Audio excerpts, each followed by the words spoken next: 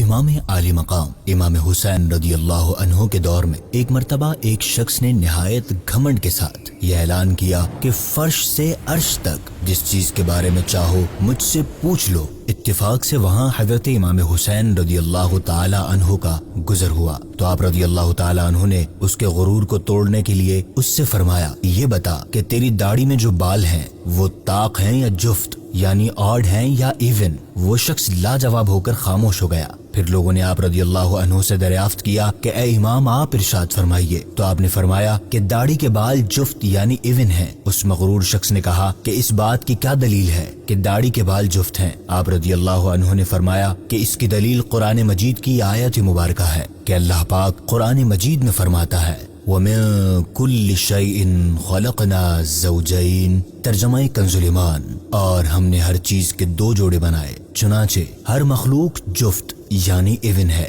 یہ سن کر وہ شخص اپنے دعوے پر بہت شرمندہ ہوا۔ اس واقعے سے حضرت امام حسین رضی اللہ عنہ کی ذہانت اور علوم کا اندازہ ہوتا ہے۔ اللہ پاک ہمیں بھی آپ کے صدقے علم دین کی نعمت سے مالا مال فرمائے، آمین۔